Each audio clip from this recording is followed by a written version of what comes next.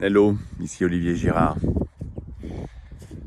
Alors, ce matin, je faisais mon rituel de méditation, de reconnexion et je percevais ce en quoi notre monde aujourd'hui est de plus en plus en division. Et c'est très intéressant parce que c'est toujours plus facile de dire que c'est la faute des autres, de dire qu'on est victime que il y a quelqu'un qui nous prend notre place, il y a quelqu'un qui c'est à cause des autres, c'est à cause du mode de pensée des autres que je peux pas avoir ce qui est bon pour moi, quoi. Et ce qui est très intéressant, c'est que j'ai grandi dans une ville où, allez, je vous le dis, c'est Carpentras. Et à l'époque, il y avait beaucoup de personnes des pays du Maghreb qui venaient travailler la terre parce que voilà, on avait eu un manque comment on appelle ça, d'employés, d'ouvriers pour faire ça. Et ce qui est très intéressant, c'est que pendant longtemps, j'ai entendu mon Dieu, ils viennent nous prendre notre travail.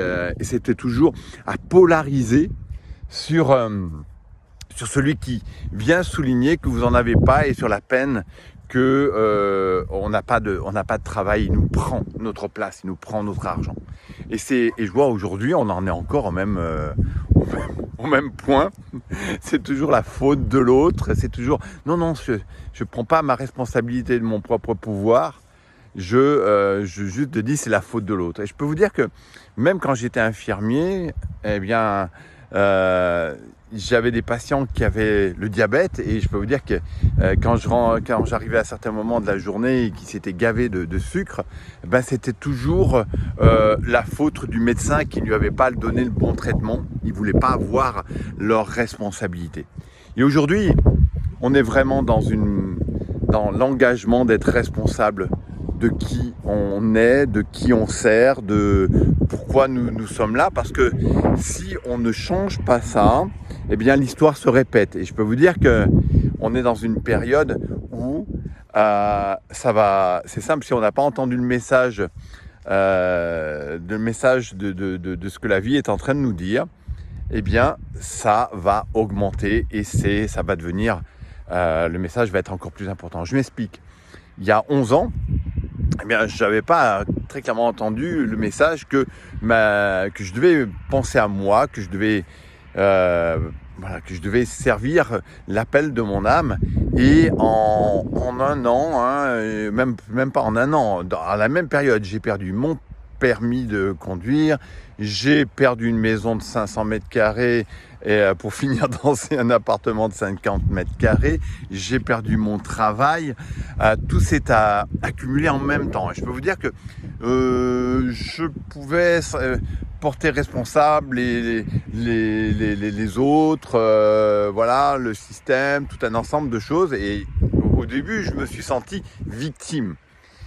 Et rapidement, il a fallu que je me dise non, qu'est-ce que la vie est en train de me dire.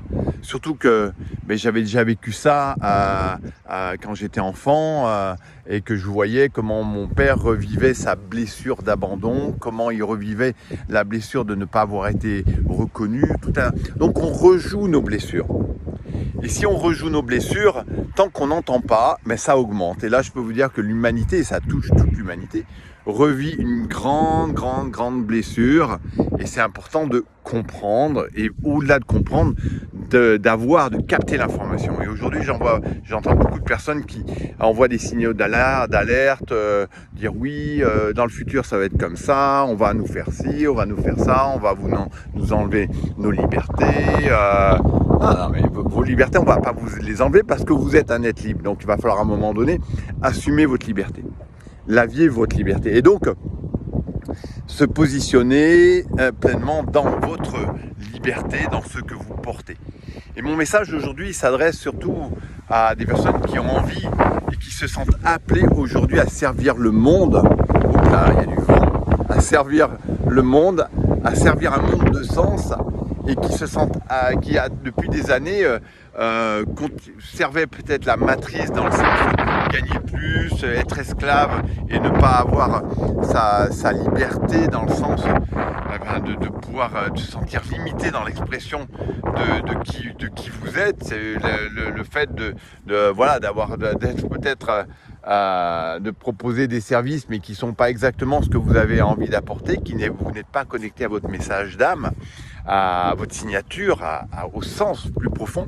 Eh bien, voilà, mon travail, c'est vraiment de vous accompagner à vous reconnecter à vous et reconnecter dans cette période qui vous pouvez vous sentir appelé à servir pour éveiller, hein, et c'est le moment de s'éveiller à son message d'âme, à ce que vous avez envie d'apporter, de ce que vous avez envie de servir, et ça, vous allez essayer de le comprendre et le chercher à travers ces coachs en marketing qui vous proposent toujours des outils, qui vous font croire que votre système va marcher, qui vous propose des systèmes où vous connectez, où vous faites accompagner par quelqu'un qui vous connaît, qui vous comprend, parce que en tant que clairvoyant, moi j'ai cette capacité d'aller vraiment toucher votre essence, d'aller révéler votre unicité, votre signature,